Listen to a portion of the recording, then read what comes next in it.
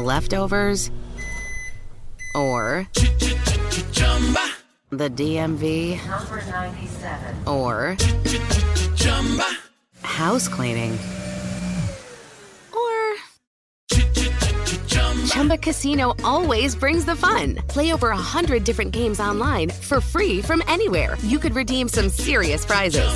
ChumbaCasino.com. Live the Chumba life. No purchase necessary. Void where prohibited by law. 18+ terms and conditions apply. See website for details. I'm Amber Ruffin. And I'm her gorgeous sister, Lacey Lamar. Okay, fun fact, Lacey is not that gorgeous. Amber, get on with it. Okay, everybody, we have exciting news to share. We're teaming up with Will Ferrell's Big Money Players Network to bring you our brand new podcast called The Amber and Lacey and Amber Show. We did it. We sold a bunch of books, we conquered late night, and now we'll play fun quizzes and games with friends and take you along for the ride. Listen to The Amber and Lacey and Amber Show on Will Ferrell's Big Money Players Network on the iHeartRadio app, Apple Podcasts, or wherever you get your podcasts. This is the Jabberjaw Podcast Network. Before the show starts, I got to tell you some important things, including So Delicious is the best ice cream ever. Non-dairy, of course. And they have 5 new flavors: blueberry cardamom, chocolate drizzled bananas Foster, peachy maple pecan, cold brew coffee, and toasted coconut key lime. It's all plant-based, non-GMO, project verified, certified gluten-free, and certified vegan. There's no artificial flavors.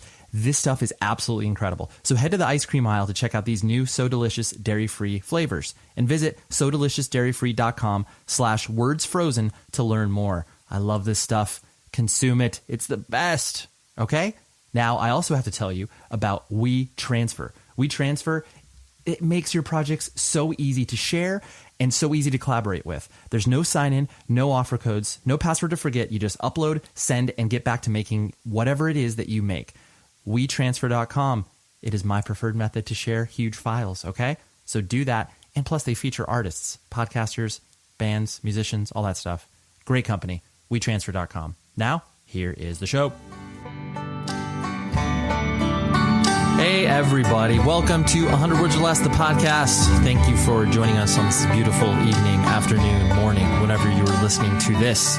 I'm Ray Harkins, your ever-present host, and apparently I just got an email.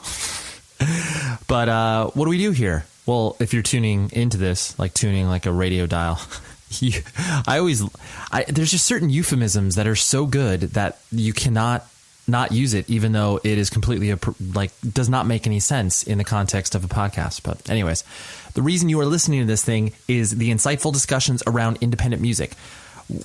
And that's what we do here. We talk to people involved in bands. We get their stories. We get the reason that they're still involved with this stuff, because, you're supposed to age out of it at a certain point. But many of us don't. And we still hold it so dear, and it influences the way that our lives go moving forward.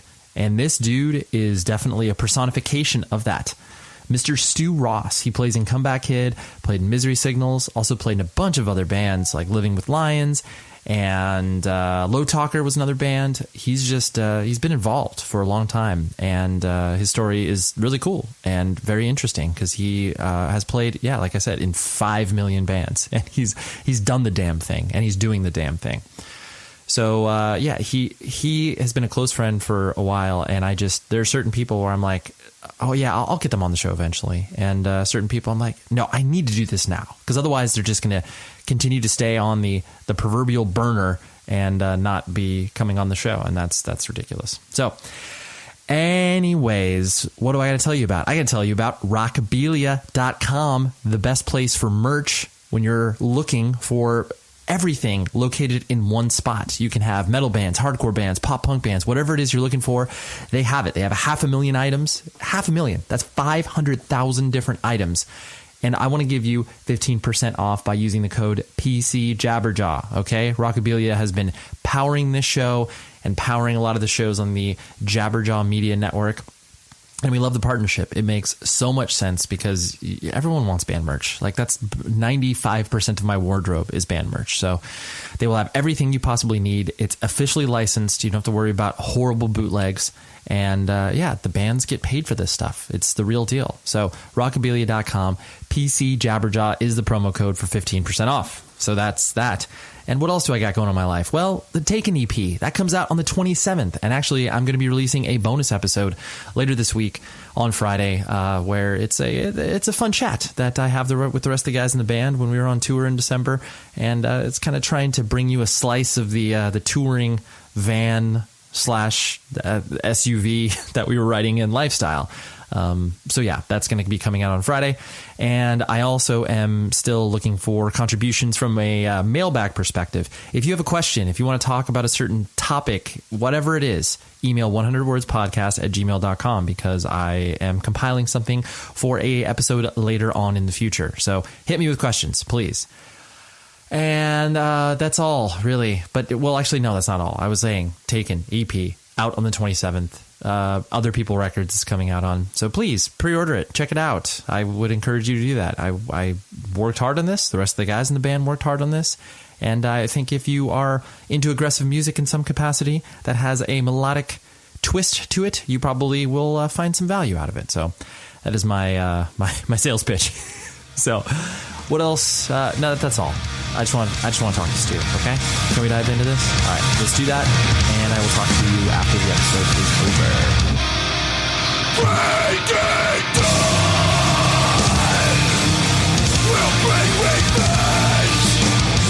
We should know by now. My first introduction and memory of you is, this was, early 2000s, in which you emailed me. And it was a very well thought out, affectionate letter or email of just basically being like, hey, I really like Taken. Our band Misery Signals, has similar sounds to what you guys are doing. And it was one of those things where, because how old are you? You're like 35? 30. Yeah. Okay. So it's like, yeah, there's only, I'm 37, so there's only 2 years apart from us. But, Misery Signals at the time was a new band, and I loved what you guys did. And it was one of those things where I was like, oh, I got giddy, because I was like, oh, that's so cool. I like his band too. It works out perfectly. Yeah. And I'm sure, just because you've been involved, just as long as I have in this weird independent music world, is that sort of like, full circle nature of like you still being active in bands and liking younger bands, and then meeting bands that are older than you, like just that sort of mutual appreciation, is that still like cool for you, or is that kind of like, oh, that happens far less than it used to? Well, for me, I think as I get older, like unfortunately I might be less excited about that sort of stuff than I was, which kind of makes me sad in a weird way. I mean, obviously, like reaching out to you was like such a big deal, because you're trying to find these people that have common interests, and you're like, wow, this band's so cool. I totally relate to this, like, creatively, and like, we should be friends. We should be tight. Like, Right. But it's funny that you mentioned that, because I thought about that recently when we recently did a tour with that band Knocked Loose. Yep. And, they're all like pretty young dudes, like early 20s. There might have even been a guy that's 19 years old in the band. But they're so excited about music, new and old. And like, that was so cool for me to see that, like that excitement still exists. And it kind of made me like sad that I'm not as like excitable as I used to be in that regard.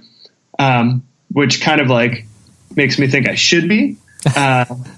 So yeah, like, I don't know. It's like you get older and you feel like, at least for me, maybe I feel like it would be weird for me to just like randomly message like a band and be like, hey, you're sick, we should be buddies. But like, maybe I should still do that, Yeah. Well, I understand your point. I mean, there's definitely, as you get older, you get perspective, and you understand that, maybe this isn't the most, socially appropriate thing for you to do. Just like, I mean, even though it's like, the reach out in and of itself, either on email or social media, it's like, it's generally like fine. Like, people aren't going to be bummed if you're coming at them being like, hey, I like your band. But, because you get older, you're just like, oh, maybe I won't do that. Maybe I'll just like kind of see them around, a festival or something. Yeah. And I've like kind of learned my lesson over the years. Like, I can be a bit of like a punish, like regardless of like if I'm trying to or not. Like, it just like it flows out of me. Just garbage flies out of my mouth as soon as I'm around somebody that like I'm excited about or something. Like, I can't tell you how many times I've cornered Chuck from Hot Water Music and just been like, oh my God, and I'll be like a few beers deep and he's probably just like, get this fucking guy away from me. Totally. I've done that countless times, especially like bands of that era. Like, the guys in Grade, I used to sweat hard, and luckily they're really nice to me, and they accept me as an adult now. Right. Yeah. You're not this just like really over enthusiastic kid that likes melodic hardcore. Yeah, exactly. But yeah, so I'm guilty as charged with the punishments, and they'll still happen and they'll continue to happen. Yeah.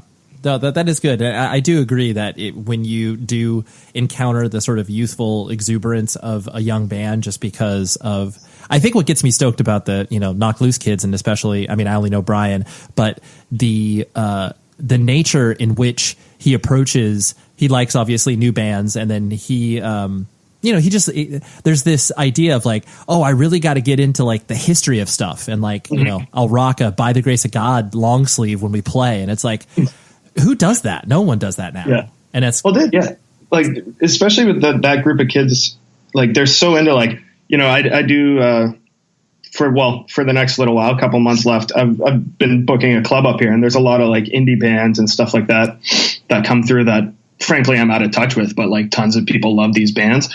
And, I found it interesting, like when we were touring with Knocked Loose, that, they knew so much about like old Midwest hardcore. They knew so much about these new like indie bands, and then, just like metal and death metal and all this stuff. And it's really cool, because it's like, I remember being that way, having to go to record stores and looking at thanks lists and, and then eventually going online, and you find all these connections between all these bands. You get so excited, and there's so much music and so much content out there.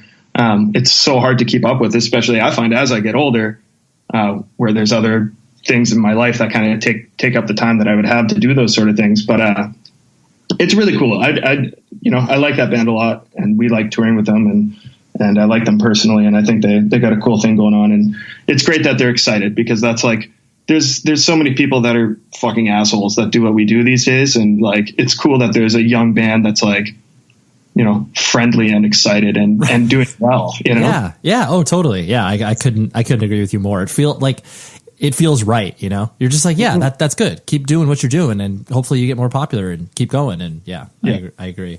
But it does. I completely empathize with you, where I've used this, saying before, where it's like, the input of information that we have now, it's like, drinking from a fire hose, where it's like, you're just like drowned immediately. And whereas, when, whatever, the infancy of the internet for our music scene, you're able to at least kind of get in as deep as you needed to without, drowning. Mm-hmm. Absolutely. So kind of reflecting on you as an individual, I have no clue where you were born and raised. Where like, and there are certain people where it's like, oh, I've known you for, a long time, but I'm like, I have no idea where you came from. Where did you come from, Stuart? Well, yeah, I'm super Canadian. So both my parents were born in Alberta. Okay. And they grew up in the same area. Like my mom was from Edmonton and my dad's from St. Albert, which is like a smaller town outside of Edmonton, which is now just a suburb of Edmonton. Mm-hmm. And they both ended up moving north when they were in their 20s. And then they met in the Yukon in Whitehorse. Wow. Yeah, you can't get more Canadian. Anytime you mention the Yukon, it's like, you're deep. Yeah. And that's where I was born, was in Whitehorse in the Yukon. And that's like, how many hours north of a major city is that? Shit, I couldn't even tell you. I know it's about a 3 or 4 hour flight from Vancouver. So dude, it's pretty far. Yeah, you're on your way to Alaska at that point. Yeah. I haven't been back since I was maybe 10 or 11 years old. So sure. And was it a pretty just rural upbringing? Yeah, I mean, the things I do remember are just small, quiet neighborhoods and lots of trees. And I can remember, my parents, the layout of the house we were in the first, 5 years I was alive. I can remember getting knocked down the stairs by a dog. I can tell you the color of the carpet in the laundry room, but Yeah, so those are the sort of things I remember from that. And then when I was I think I was 4, I think I had my 5th birthday in Edmonton, in St. Albert. I think my parents moved back because of work and because both of our families were there, both their parents. So yeah, then I grew up in Edmonton and, St. Albert. And that's essentially, St. Albert is basically a suburb of Edmonton. That's what you were saying, right? That's exactly what it is. Yeah. Okay. And what was I forget, do you have brothers and sisters? I do. I have an older sister. Okay. She's 3 years older than I am. So you were the baby of the bunch? I was, but it was kind of funny because she was such a shit disturber when she was a teenager. Yeah. That she kind of, had sort of exhausted all my parents' sort of little sort of minimal worries that they had, if I'm phrasing this right, she made so many little mistakes and stuff that my parents were just I think they were just kind of burnt out by the time I got to that age, and they were like, well, he's going to be fine, Sure. Yeah. They had already tried their best as far as, reining her in. And then it's I guess he's not as bad as his sister, so he'll probably be okay. Exactly. And I was always pretty sneaky about things. I would call my parents and be like, I'm at so-and-so's house. But really we were, trying to smoke oregano or fucking do something stupid. Sure. Usual kid stuff. Yeah.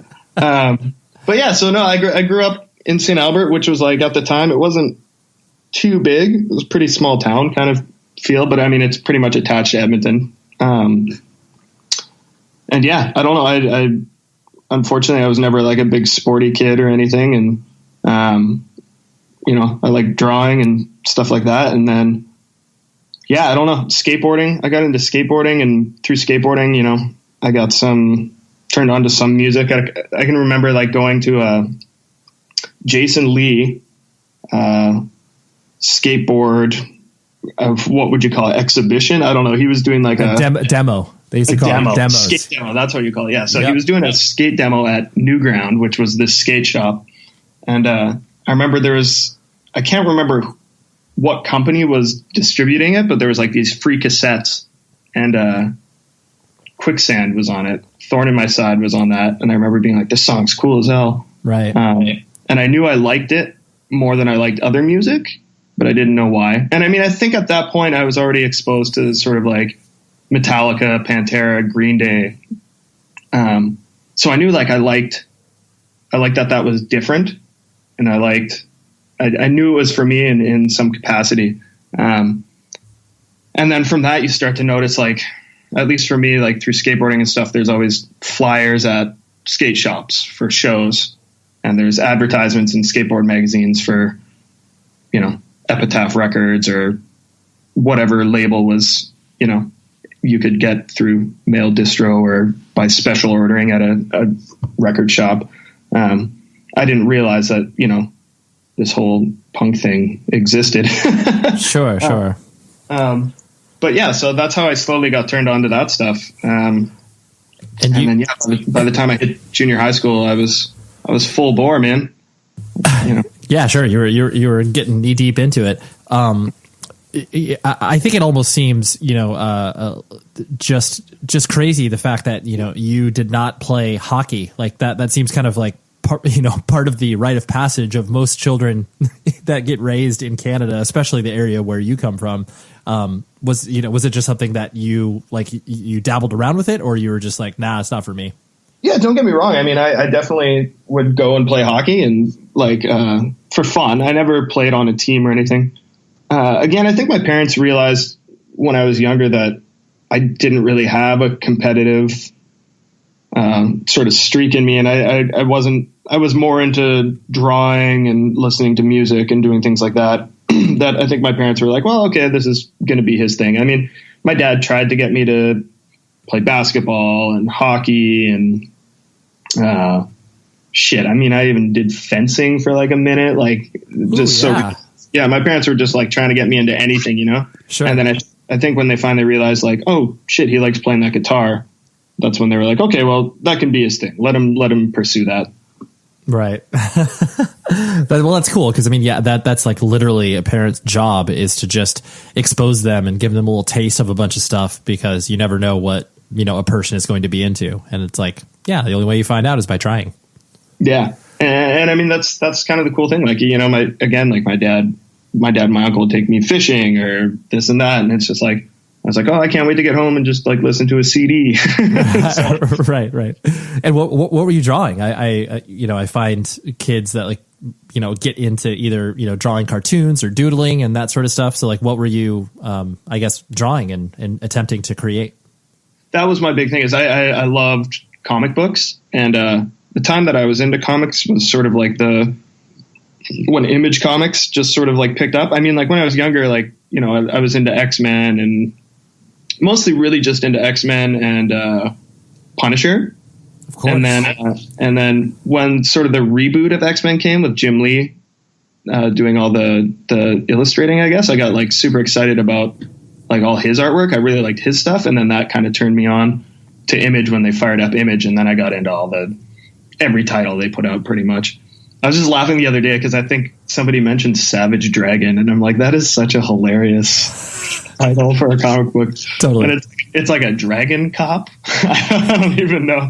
That's a deep cut. I always enjoy comics too, but the stuff that I was into is very much like you're talking about, like Punisher. But then I also liked the stuff that was like not even remotely cool. Like there's like Gru, which was like a caveman that always did stupid stuff, and it was like I love the path that individuals can choose once they get into certain things, because it's like you can get into it sort of devoid of context. You can just dive into it because you're like, dude, I like comics. Like, so what if I like a crime solving dragon? Like, that's sick. I like it. Yeah.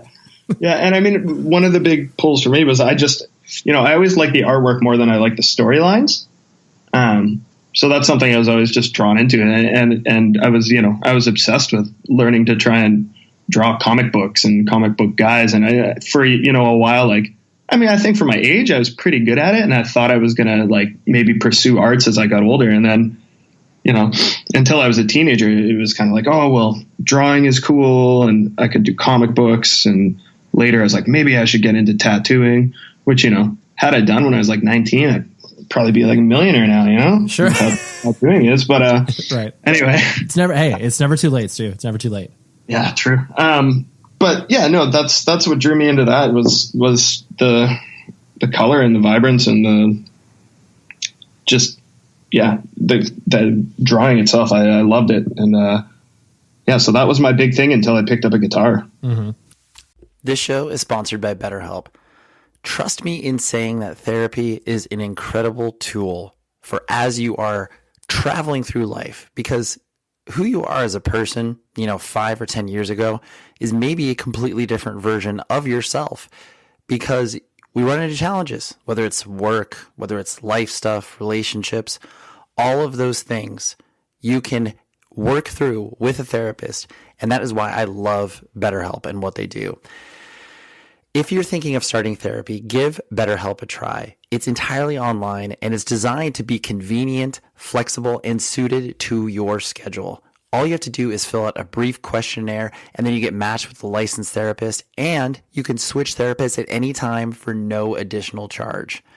Discover your potential with BetterHelp. Visit betterhelp.com/Ray to get 10% off your first month. That's betterhelp.com/Ray.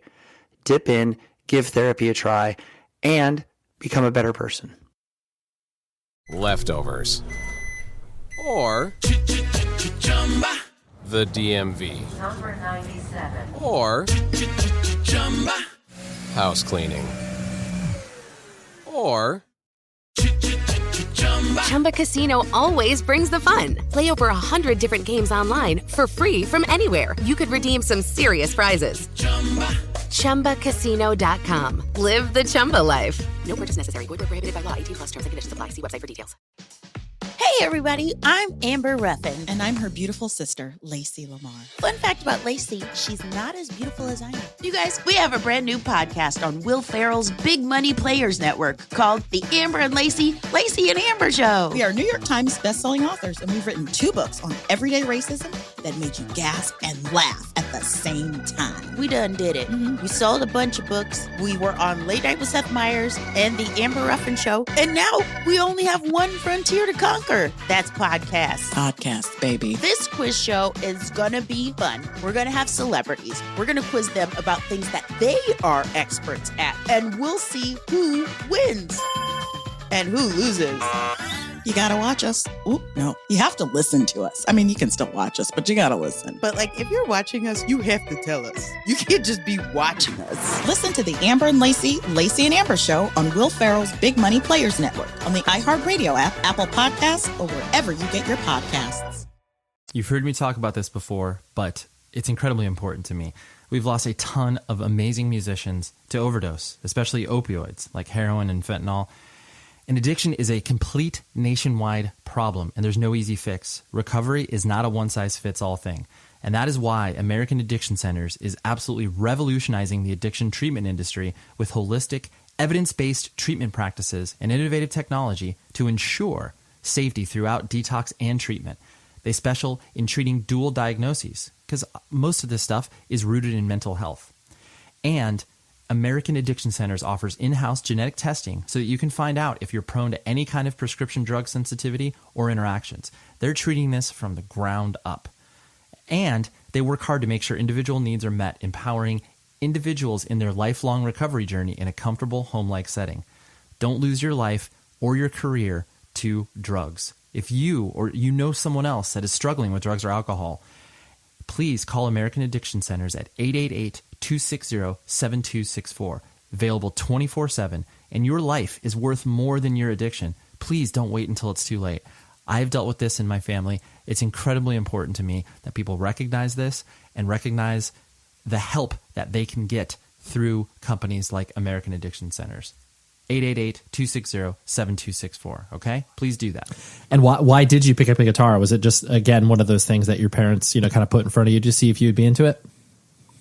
No, I mean, I don't even know if they thought about it. We had a piano when I was growing up, and my parents, had me take piano lessons, which I thought was cool. But then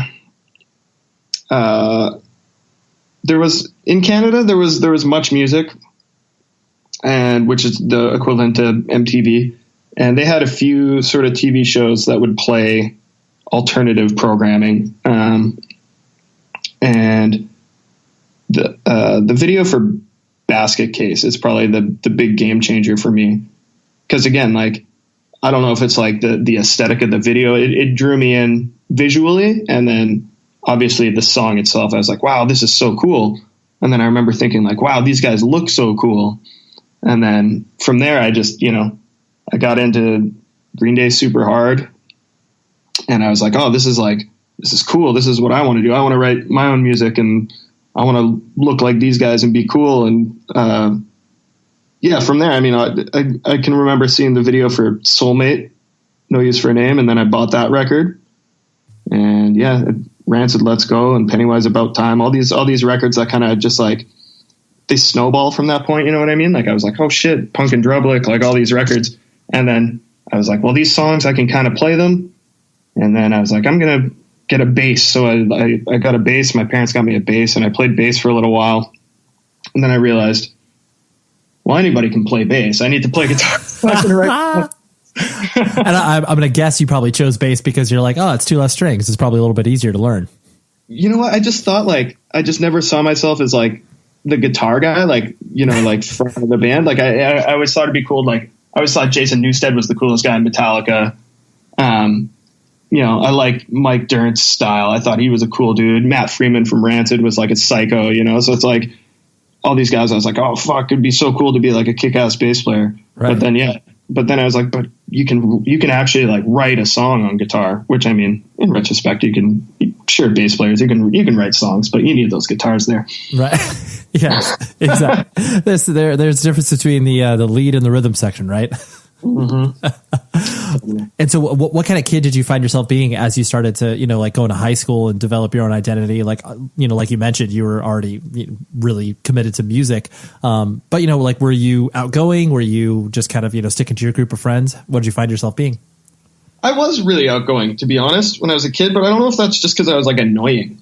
I don't think I had like developed enough to realize that I was like, it's like this annoying kid. Sure. But yeah, I definitely used to be much more outgoing than I am now, which again, I'm like, shit, man, I should be more outgoing. But, yeah, no, I did stick to myself in the regard that like there wasn't a lot of kids that were into punk music, like especially like, I remember in junior high school, like there was like a kid in a Doors t-shirt who was older than me, and I was wearing an Offspring Smash shirt, and he's like, Offspring fucking suck, and I was like, okay, man, cool. All right, dude. Whatever. But those were the guys that I ended up like running with, like these kids that liked Pantera and Cannibal Corpse and Sepultura, Life of Agony, all these sort of like metal bands that, in a sense come from punk bands, but when you're a kid, you don't really realize that like this is where it's rooted from or whatever. So like a lot of those guys would be like, oh, you're a fucking geek. You like punk music, you should listen to Cannibal Corpse. And I'm like, well, Cannibal Corpse sucks, man. Like it's not for me. Sure. I like that there's like melody in the music that I'm listening to, and I don't know. So I'm kind of rambling on here, but so I ran with a lot of like the sort of like what we would call skids in junior high school and high school. Sure.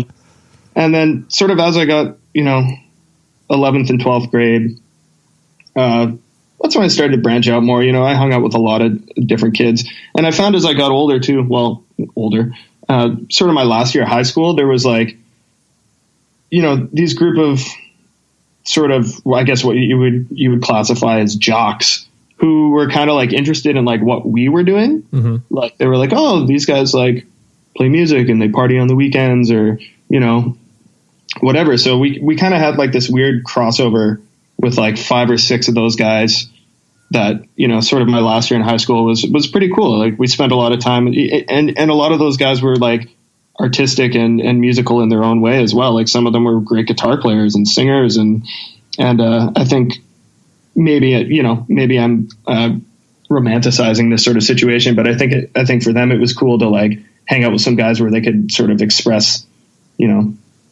that side of themselves. Sure. So yeah, like high school and junior high were never hard. I was never picked on. I was teased, but I never took anything really to heart. I was never beaten up or anything for being into punk music. Yeah.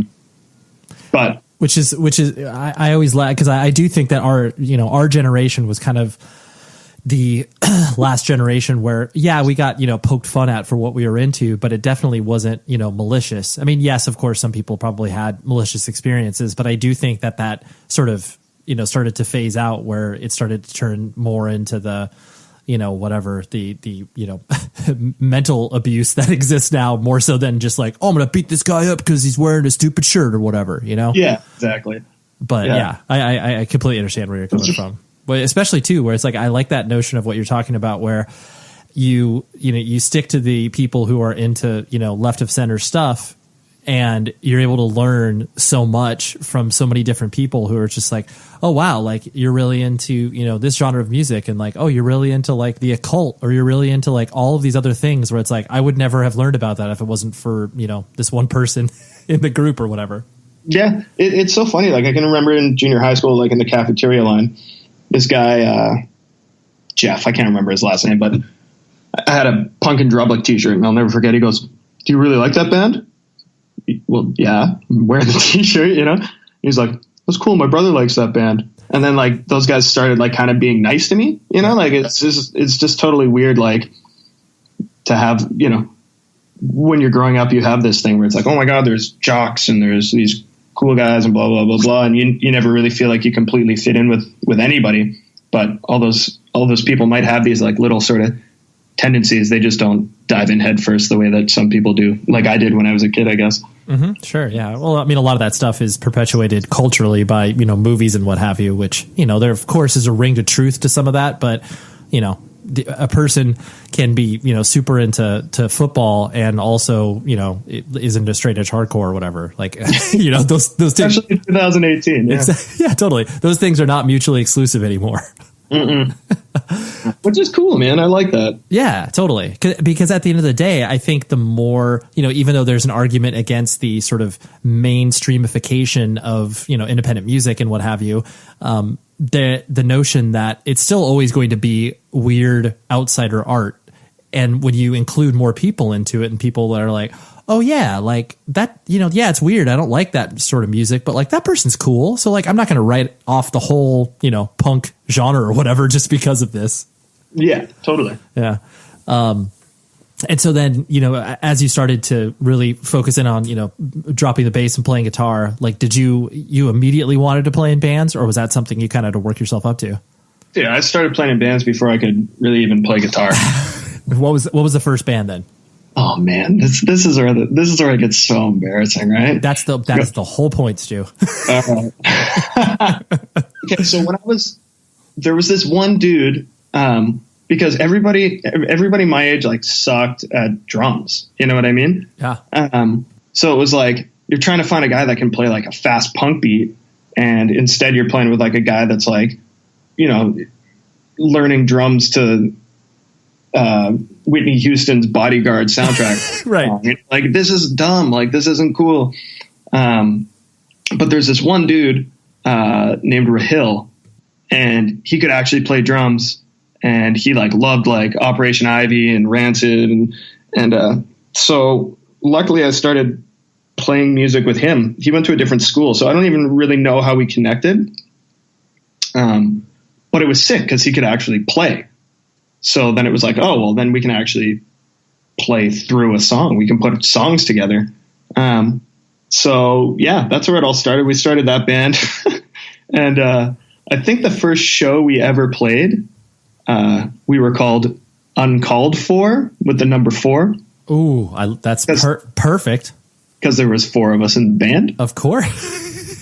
I love, there's really nothing more magical than bands' first names, because usually you're able to identify right away what the band sounded like, and then you're able to logically connect. Like, for you, it's like, oh yeah, 4. There's 4 guys in the band. Like, of course you name your band that.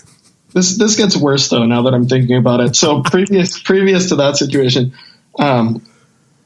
there's this band from Vancouver called DBS. Of course. Legendary Canadian band. Yeah. Fucking the best. They're awesome. Yeah. But, so I remember seeing them, there was this show. It was when Rancid was touring on Out Come the Wolves. They played in Edmonton, and it was actually sick. This show is like super sick because it was Rancid on Out Come the Wolves at Dinwiddie Lounge, which in my mind was like 1,000 cap room, but it's probably like a 300 cap room. Right. So it was Rancid, AFI touring on Answer That and Stay Fashionable when it was on Wingnut. So they weren't even over to Nitro yet. Amazing. And then it was supposed to be Seaweed, and Seaweed wasn't on the show, but DBS played. And at that point I was already into this record, Tales from the Crib.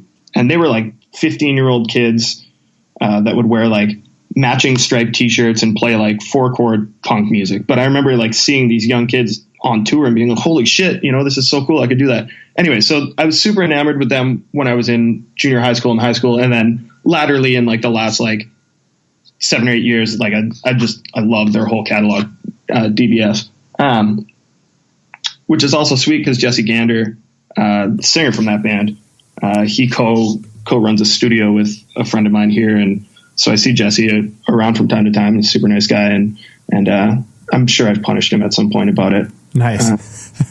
As I do. But anyways, the whole point of this is rolling back to that is, so I wanted to start a band when I was in junior high school, and this is pre-Uncalled For. This was, so we were called HNS, which is hard nipple syndrome. Oh, dude, love it. That's so good. Which is so terrible. It's so terrible. That is awful. But like you guys were sloppy punk, so of course you would name your band that. Yeah. And we did make it to the point where we played, I think, my 8th grade talent show. Ooh. Which would have been a weird combination. I think we covered like Ruby Soho and maybe one original, and I think we covered Snowball by DBS. And I think that's all Salvation by Rancid as well. Nice. But yeah, so that was the first band, and that I was still playing bass. It's terrible. But there's the most classic photo from that too. Playing the bass, I got like a bleach blonde bowl cut. Good, perfect. Yeah, I was a little like chunkier kid, so I was like super funny, and like Operation Ivy t-shirt, some sort of chain around my neck and wrists, I'm sure. Sure. Anyway, so yeah, we did H&S, and and that band didn't go very far. And then, yeah, so we started Uncalled For, which did last for a little while. But that turned into a band called The Symbiotics. Okay. Which is even more hilarious of a name. Like science class. Like totally. Well, whatever, yeah. And we had like a sick logo of like a skeleton hand holding like a bomb, like an S bomb. Oh yeah, of course. And that band actually, we released a real tape with like 12 songs. That's a huge feat at that time. Dude, and it was sick. Like we went to a recording studio and did it all too. It's awesome. Yeah. So that existed, that happened. And that band was around for well into like when I was in high school. Which is still just so embarrassing. The name is hilarious. But so around that time, I started getting into more like Profane Existence kind of punk. Like I was into like Defiance, Detestation, Deprived, sure. You know, all the D bands. And I still love Defiance to this day for what it's worth. Listen to the No Future, No Hope pretty regularly. The only song I don't like on that record is Where They're Burning Rancid, because I'm like, get the fuck out of here. Yeah. Leave them alone. Rip off, dude. Come on, get out of here.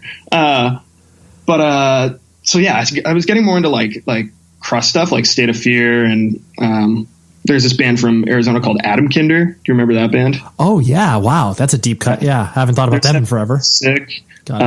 Civil Disobedience. Did you get into like the Minneapolis scene, like Code 13 and all those sort of bands as well, or? I didn't love like was that Havoc Records? Yeah. I didn't love Code 13. It was almost like too sloppy for me.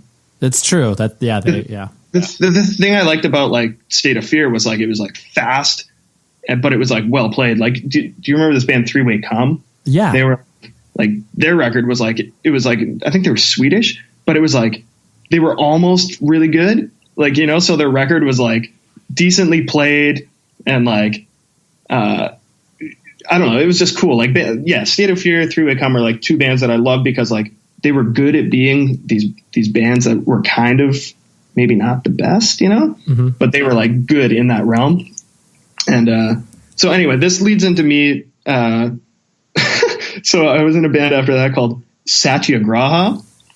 And that was more of like a crust band. Sure. And so yeah, and that band we actually played with who was it? We opened for Detestation, and there was an Evolution band on that show too, Yaphet Kotto. Oh, dude, love Yaphet Kotto. And who else? But yeah, that was at a venue called Area 51 in Edmonton that I think I only ever played there once. But yeah, we played that Detestation show, which was sick. And I actually I was at a restaurant in Vancouver like sometime last year, and I think I saw the guitar player from that band. That's amazing. He had this huge like unidread on the back of his head. Of course. And and I'm 100% positive it was the same guy. Yeah. No, that's cool that sort of stuff started to impact you, and you were just, you know, kind of following your musical, you know, whatever you were into at the time. That's what you were actually, you know, attempting to play as well. Yeah. And on the same token, like I had some friends that were more into like oi and street punk and stuff, like, you know, Oxymoron and Business and stuff like that. And there was this band called Cocksure that I played drums for a bit. Like total just like street punk. And then I remember I played drums for this band called The Cleats. I recorded one song playing drums for them because they needed a drummer for one track, and it was for some split. I want to say it's like a split that Coxbar was a part of, but I'm not completely sure, so don't hold me to that. But right, I did. So I played guitar and some. Oh, you know what? I drummed in Satyagraha too. That was a weird thing.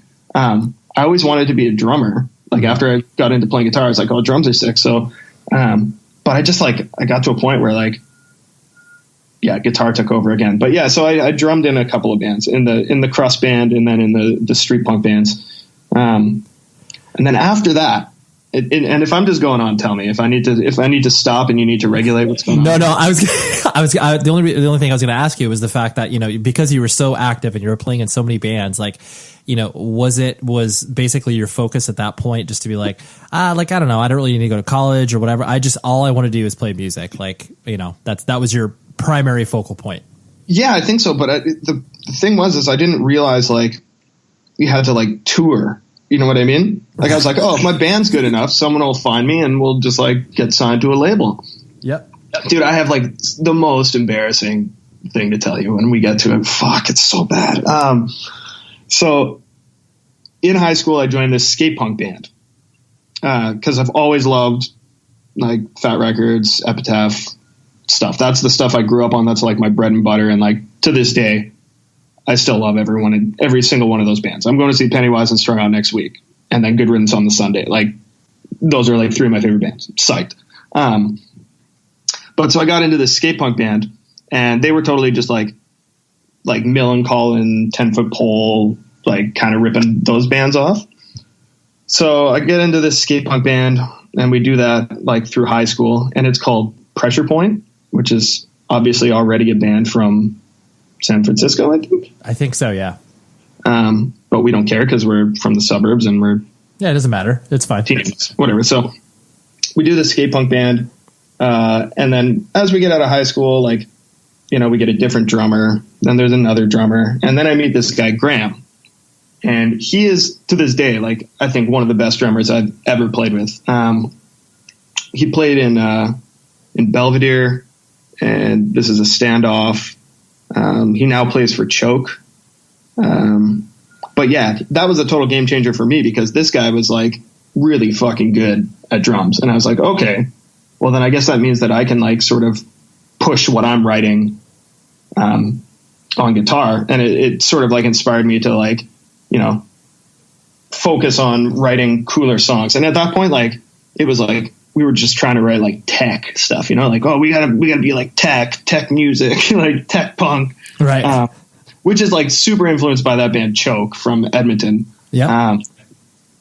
So where am I going with this? So anyway, the point of this is we do this band, and you know, we had some like success locally. Like people liked us as a local band. And this was at a time where for me, at least this scene in Edmonton started to flourish or started to grow. And if like a, you know, sort of, if a hardcore scene had existed in Edmonton before that, and I mean like new hardcore, I don't mean like, you know, Sick of It All and stuff like that. People like those bands, but I don't know if there was a scene in Edmonton where there was like a real hardcore scene. And if there was, well, I'm sorry, but, for not knowing any better, but when I was like 18, 19 is when we started to cross over and play with some punk and hardcore bands. And that's like when I felt like the Edmonton scene really kind of came alive. But I'm just going to take a step back here really quickly to tell you the embarrassing story. So, Pressure Point. Oh, and by the way, we knew there was another band called Pressure Point. So then we're like, oh, we need to change our name, but we're like so stupid. We just changed it to The Pressure Point. Oh, and, that's pretty good. Dude, what's even worse, though, is pressure. We just spelled Preshure. Like, what the hell? What are you doing? It's just so terrible. Anyway, and we wrote that name out, like, hard. Anyway, so at one point we, like, recorded a record. And this is so embarrassing because you probably know the guys who would have received it. But we, like, submitted stuff to Fearless Records. And this was the time when they they had just put out like Bigwig and like those kind of bands. Sure. So we sent them a record, and I sent them this big long letter about like how we were ready to do this and fucking whatever, you know. It's so embarrassing. But that's all I knew. You know, this is still like pre-internet age even. So I like wrote them a letter and I mailed them a CD, and they sent me back just this like photocopied piece of paper with like 3 or 4 check boxes, and they just like checked one that was like not this time or something, but keep at it or something. Sure. And I remember I wrote them a follow-up letter where I was like just kind of like digging into them, being like, you think that I'm not worth your time? Like, oh, that's so good. So, dude, and you probably know the guy. Like, I mean, I'm sure he's out there somewhere. Who knows? I've probably even met him in passing at this point, and I'm like, I've never really told anybody that. So, fuck, super embarrassing. So embarrassing, dude. I seriously think I was like, fuck you. Like, yeah. Oh, you don't think my band's cool? Whatever, dude. Fuck you, man. But anyway. Fuck, that's so embarrassing. It's okay. But so, and then, I mean, was Misery Signals ostensibly your first band where you actually started to like tour and, I guess kind of have a notion of what it's like to play in a band, or was there something before that? No, that was it. I mean, okay. So, there was some bands that we were like friends with in the city, that would like, they'd go play like Calgary and Regina and like all that sort of stuff. So Pressure Point did some of that. But so yeah, this all kind of ties in here. So we played a show with Compromise, and after that show, their guitar player Jordan came up to me and said, "Hey, our guitar player is quitting our band. Do you want to play guitar in Compromise?" And I was like, "Yeah, sure. Like I'll give it a shot." And they at that point they were kind of like really just ripping off like Poison the Well and Hope Con. And so I was like, yeah, this is cool. This is like, this is a newer sound in Edmonton. And like, I'm really into this scene, so I really wanted to play in that band. So I started playing guitar for Compromise, and that's sort of like, we started, we played like some shows in Calgary and Regina and stuff like that, like nothing extreme. But Jordan was sort of like my first, exposure to like a guy my age that was like, he had contacts like out east with the Full Blast and some bands out there, like, and so they had gone on tour before, which was like crazy to me. I was like, oh, holy shit, like you guys just book the shows and go. That's crazy, but yeah, so that was the thing is I met Jordan, played in Compromise for about half a year, and then I just kind of said, this isn't really for me. So then I went back and started playing with Graham and some other guys again in a different band called The Hollywood Ending. Again, such a terrible name. No, that's right. I remember. I think you sent me that EP.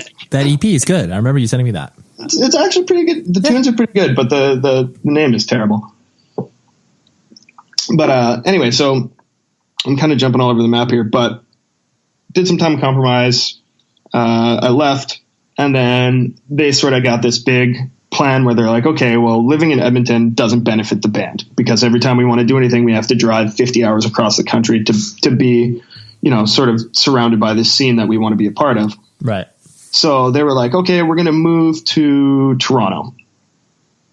And so they did just that. And they booked like a tour on the way out there. And on that tour, Jordan was like super into Seven Angels, Seven Plagues.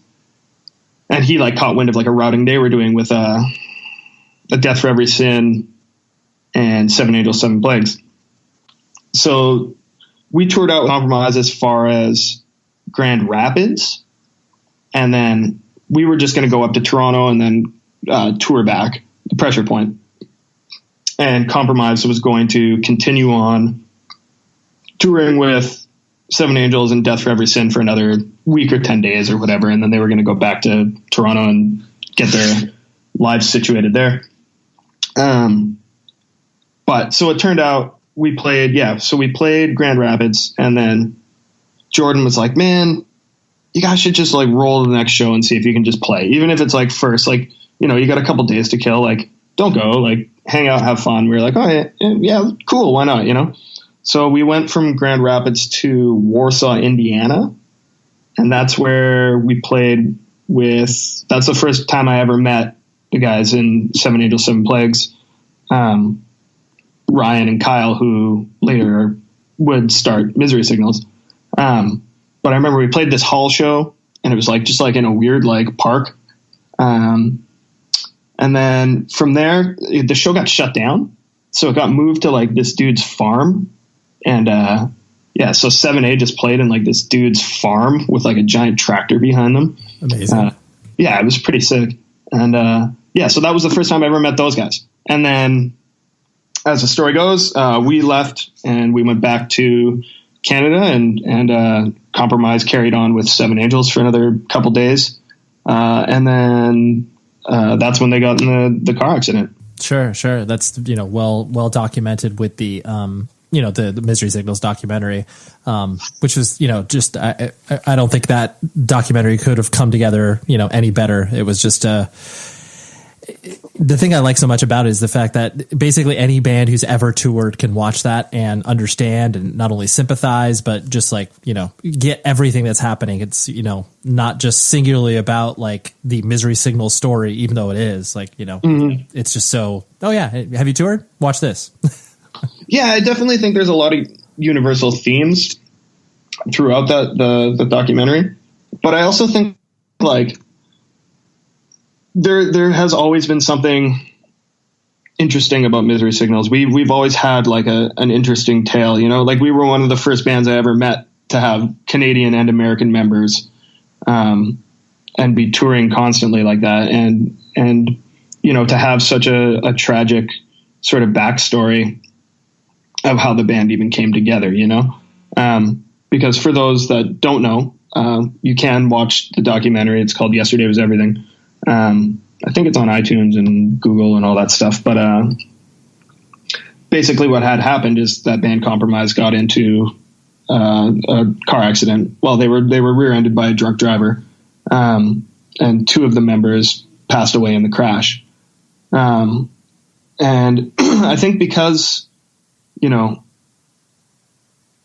what was going on, the band was moving to pursue being a full-time band and touring and making something, making a career out of being in the band.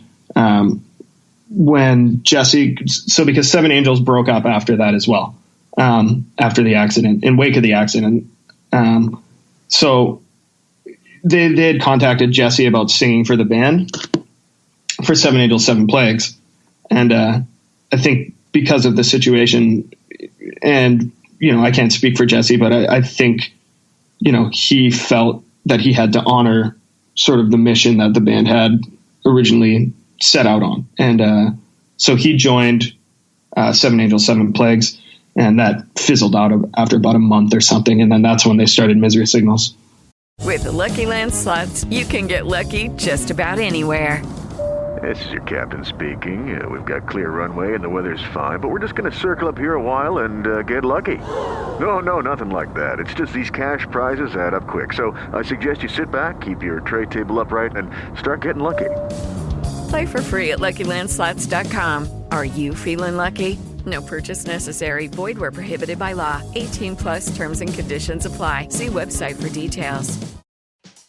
Hey, everybody, I'm Amber Ruffin. And I'm her beautiful sister, Lacey Lamar. Fun fact about Lacey, she's not as beautiful as I am. You guys, we have a brand new podcast on Will Ferrell's Big Money Players Network called The Amber and Lacey and Amber Show. We are New York Times bestselling authors, and we've written 2 books on everyday racism that made you gasp and laugh at the same time. We done did it. Mm-hmm. We sold a bunch of books. We were on Late Night with Seth Meyers and The Amber Ruffin Show. And now we only have one frontier to conquer. That's podcasts. Podcast, baby. This quiz show is going to be fun. We're going to have celebrities. We're going to quiz them about things that they are experts at. And we'll see who wins and who loses.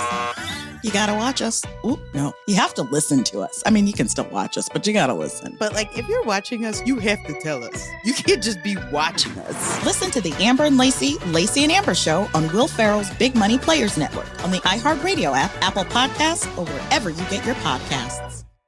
Hey, you want to become better at marketing, right? Like whether it's marketing your band, whether that's marketing your graphic design, whatever it is, check out this class. This class is called Sell It Without Selling Out, DIY Marketing for Creatives.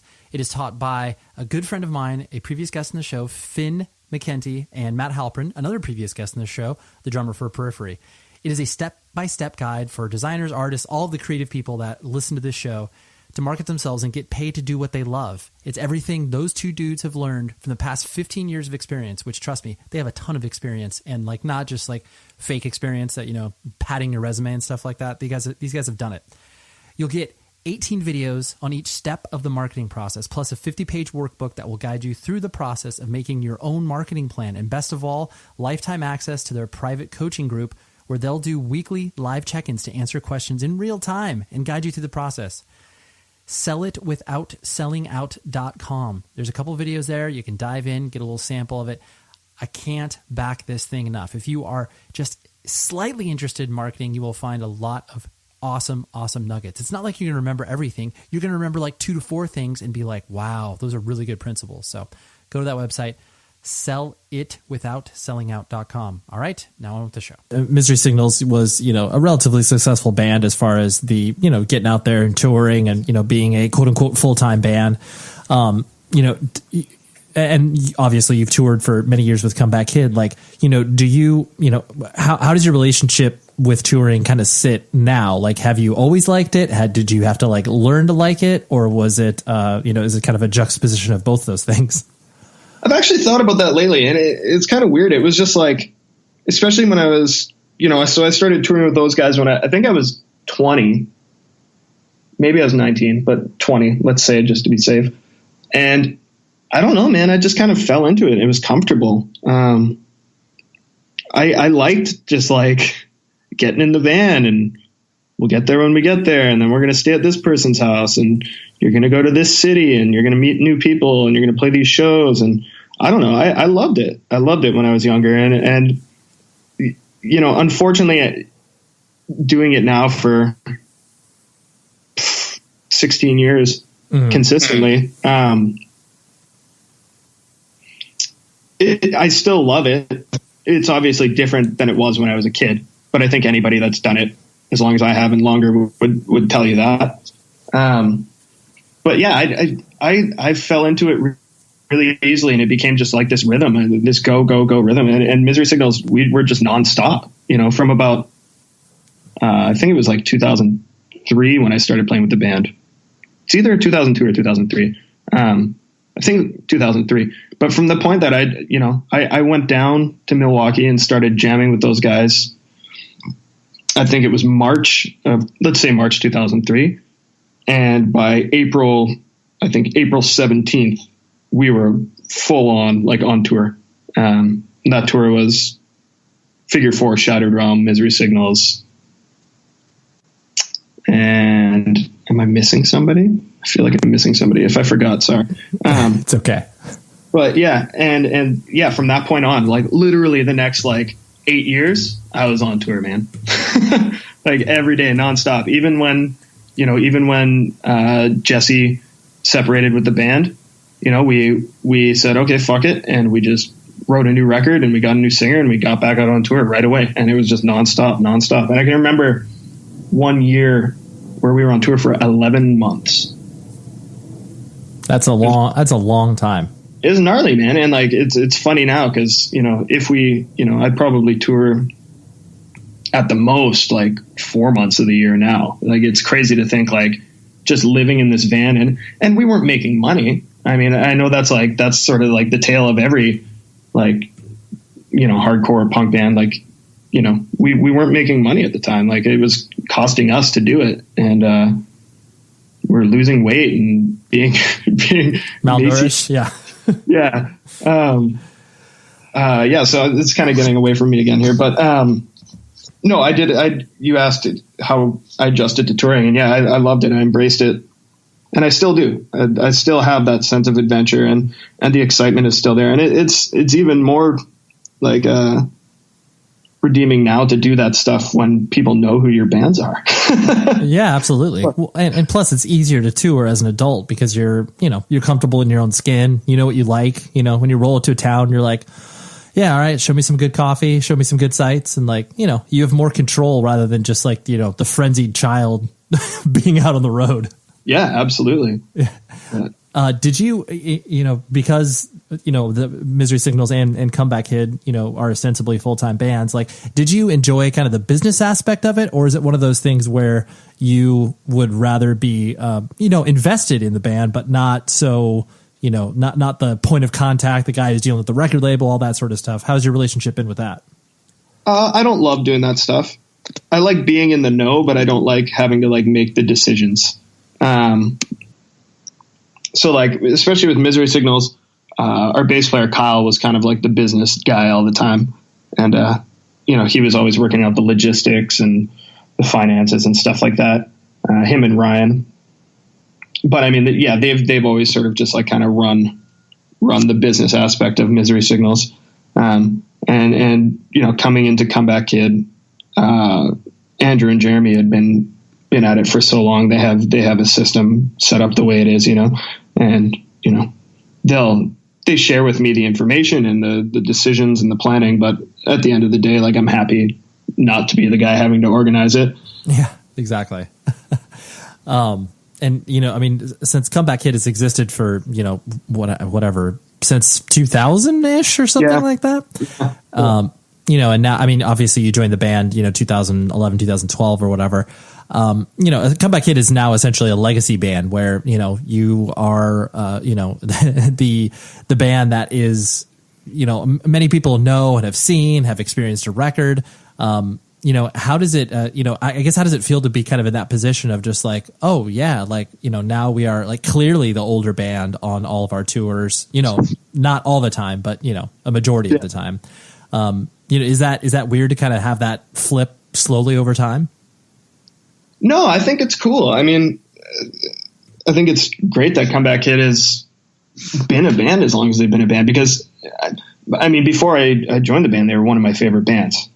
Just in general, like stylistically, like they combined, like they basically like flawlessly took elements of, those bands, those like 90s skate punk bands that I love and hardcore, and they just kind of like mashed it together, and they did a really good job at it. And, Turn It Around and Wake the Dead are these two like super melodic hardcore records that like were amazing, and I love those records so much. And Broadcasting too is like so next level, and I think it's a super underrated record. And even Jeremy and Andrew like don't like that record, which I think is insane, because I think it's such an awesome record. But yeah, so I got like super excited about playing with those guys, and I don't feel like we're an old band when we're on tour. Mm-hmm. Like,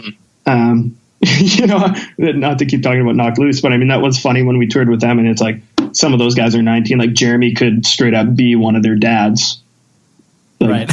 Without a problem, like it wouldn't be weird.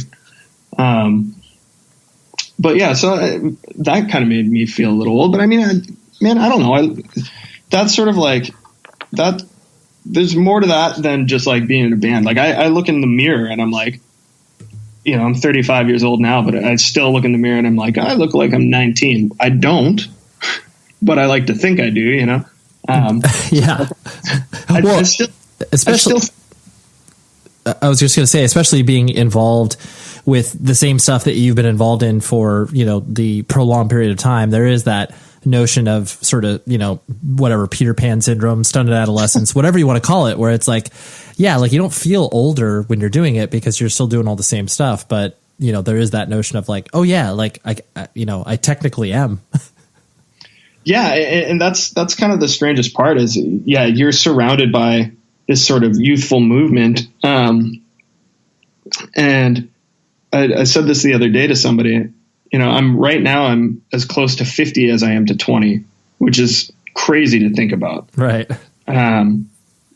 But I can see myself doing this for another 15 years. I can see myself doing this for another 20 years. Like, I don't know what would slow me down or stop me. And maybe that'll be like a harsh reality slap to the face someday when you're like, oh God, you're like 60 years old. You can't keep doing this. But, I don't know. I love it, man. I can't see myself slowing down. And I think regardless of like how old the band is, I don't think that's ever going to make a difference. Granted, these bands are much older than us, but you look at Cro-Mags and Agnostic Front, and Madball, like those guys still going at it, man. And still putting out relevant records and people like those bands, you know? Oh yeah, no, absolutely. I mean, especially too when most bands can exist in a space now where you can have a life at home and, have these things that will, ultimately enrich your experience and be able to create more music around it and not be on the road, like you said, 11 months out of the year. Mm-hmm. Because it's like, I think that when bands get into that cycle of it just only existing on the road, it's tough for a band to write any record that isn't sounding like, oh man, this is what it's like to be on tour. Every band has that second or third record where it's like, oh yeah, this is what it's like being on tour. And I'm trying to explain that. It's like, well, cause that's all they've experienced, it's tough. Totally. That's super funny. Yeah. Yeah. Cause that's totally real. I think, Comeback Kid will continue to, we're not slowing down by any means. Even though we do have, all of us have pretty like serious home lives now, kids and wives and jobs and, right. But we managed to make it happen, which is really cool. I think it's exciting that we're still able to do that and still motivated and still excited. Especially, like someone like Andrew, the singer for Comeback Kid, like we've talked about this before and, we joke, but it's like, we're sort of self-proclaimed lifers with this stuff. Like this is the one thing I fell in love with when I was a teenager. And it's like the one thing that's never let me down. Even if it sucks, it's still great. Like I'd still rather be doing this than being an accountant or something. And that's not to say there's anything wrong with that. It's just not for me. Yep. So yeah, no, I'm really grateful that I get to do what I get to do. And especially now, having, Misery Signals, sort of, reignite and start, playing some shows, and we're working on a record and stuff like that. It's great to be able to do both. Like, I can't believe I get to play in two of my favorite bands. Yeah, no, it's awesome. It's very cool. Kind of on that same tip. And the last thing I was going to leave you with was the, when you're going through your lineage of, all the bands that you played in and, you've contributed a lot musically as well when you've been both playing in Misery Signals and Comeback Kid from, Low Talker to, Youth Decay. Like you are, it seems like there is no shortage of like you wanting to play in a band, like you always want to be contributing in some capacity. Where do you think that kind of comes from? Is it just basically kind of circumstances that throw you into these things? Or is it like, nah, man, I always feel like I got to be creating, or where does it stem from? It definitely feels like I always have to be doing something. I had this conversation with my wife the other day because, I just got back from Boise, working on some stuff, Misery Signal stuff with the guys. And I always feel like I need to like accomplish something every day, whether that's like tracking a demo or getting a riff sorted out or figuring out this merch design or like coming up with an idea for a tour or whatever. And that's like, it's like a blessing and a curse, man. Like I can't just like stop and watch TV. Like if I'm watching TV, I'm like drawing while I'm watching TV, or I'm like, playing guitar and I'm just thinking about the next thing I'm going to do. And, even right now there's like, I've got a bunch of demos and I got like 4 other ideas I want to do for bands. And it's just like, and I'll find the time and I'll make it happen. But it's like, I'm like a mile a minute with that stuff. I'll be like, shit, I want to like me and this kid in town. We want to do a Punisher themed band called War Journal. I love it. So we've got like a couple songs right now figured out. And then I have like this other project, like that I'm just working on right now that I don't know what I'm going to do with it. But yeah, sort of like a post-hardcore, Second Nature Records kind of vibe. But I don't know what I'm going to do with that either. Like if that'll just turn into like Youth Decay songs or who knows, like and Youth Decay, like the other guys in Youth Decay are doing Daggermouth full on again now. So I don't know what's going on with Youth Decay if we're going to do anything else. But there was something I was getting at with this. I don't know, man. Hey man, you were just thinking of the 7 bands you were going to start right now. I totally get it. Exactly. Oh, here's a funny thing is, so I'm home, like I don't have anybody to play with right now. And, Living with Lions, their guitar player lives in Calgary. and they have a new record, and they're just sort of rehearsing and getting those songs playable and stuff. And I was listening to the new record the other day, which is still yet to be released, but I actually play bass on that record too. But of course you do. I told Chase, I was like, man, like I have nobody to play with while I'm home. Like if you want to jam or anything. And he was like, oh, well, we need somebody to sit in and play guitar for Lions. So I'm actually going to play guitar for them while they're rehearsing at home. So that's my third position in Living with Lions. Yeah, you've basically done everything in that band. Yeah, I got a drum for him, and then I've like done it all. Yeah. But yeah, so that's if that's any indication, like yeah, even when I'm home, I'm like trying to play guitar for bands that I quit. I love that. That's the perfect notion where I'm just like, hey, I'm home, man. You want to jam? Yeah. let me come in for that. But yeah, I feel like you might be trying to wrap this up. And in saying that, yeah, the mid-sigs, we're writing right now. I'm going down next at the end of the month to like keep writing with the guys. We got a bunch of stuff. We got about 6 songs we can play through now, and we're really excited to do this record, especially with Jesse. And I mean, you and I could sit here and talk for another probably 2 hours, and I could just go about absolutely nerd out. Yeah, of course. But that's the beautiful part about it. I mean, I just think it's I've always found you to be a very sweet and genuine person, and I just like the the work ethic that you've had behind all of this, because I think it just it's cool. Yes, you've been fortunate and lucky where you've been able to join a band like Comeback Kid that is on the rise or whatever, but like it isn't like you haven't put in a lot of hard work prior to that, So yeah, I appreciated you laying it all out. Absolutely. Yeah. Thanks. Of course, man. Well, I appreciate it, Stu. And I always love talking to you. Yeah, you too, man. It's good to catch up. And I'll see you next time I'm through California. Thank you very much, Stu. I appreciate you hanging out. And it was funny. Him and I were emailing maybe like about a week or so ago, as I told him I was going to be posting this episode. He's like, I'm kind of nervous. And it's like, I just always tell people, I'm like, it's okay. Like you will be fine. Like I promise that if you said something stupid, I for sure will edit it out. Because, no one likes to, say something that they didn't mean in just a flow of a conversation. But yeah, Stu was very, very sweet and concerned, but I think he did a great job. Right. And what do we have next week? This is such a rad chat. Spencer Chamberlain from the band Under Oath, the vocalist. And, he's done the podcast rounds, and you've heard him do interviews many, many times before where it's like, oh, Christianity, not cool, and blah, blah, blah. But I think we peel back some layers that he hasn't really discussed in regards to, this just blew my mind. One of his first shows, as far as aggressive music was concerned, is Catharsis. And for those of you that don't know who Catharsis is, just do some light internet research and you will yield probably one of the best anti-capitalist, anti-religion, just a band that is Rage Against the Machine in so many different ways. And I find it so comical that, not comical like, I'm laughing at them, but I just find it, or ironic, I guess, is the better term, that this was Spencer's jumping off point for aggressive music. And we talk about that, and I've just never heard him express that before. So that's what we got next week. And bonus episode coming on Friday. Email 100 Words Podcast for mailbag ideas. And that's what I got for you. All right. So delicious. Thank you so much for the sponsorship of the show.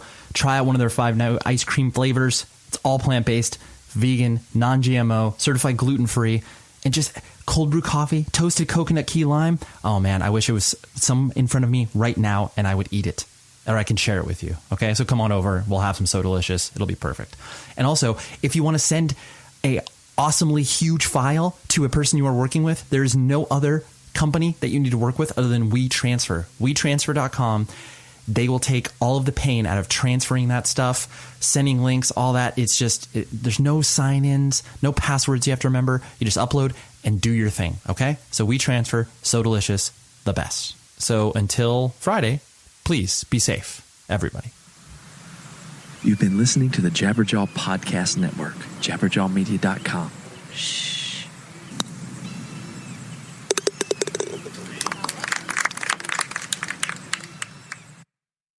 Leftovers. Or the DMV, Number 97. or house cleaning, or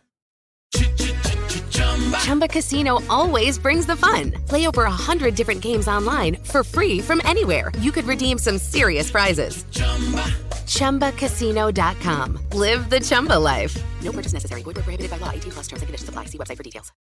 I'm Amber Ruffin. And I'm her gorgeous sister, Lacey Lamar. Okay, fun fact, Lacey is not that gorgeous. Amber, get on with it. Okay, everybody, we have exciting news to share. We're teaming up with Will Ferrell's Big Money Players Network to bring you our brand new podcast called The Amber and Lacey and Amber Show. We did it. We sold a bunch of books, we conquered late night, and now we'll play fun quizzes and games with friends and take you along for the ride. Listen to The Amber and Lacey and Amber Show on Will Ferrell's Big Money Players Network on the iHeartRadio app, Apple Podcasts, or wherever you get your podcasts.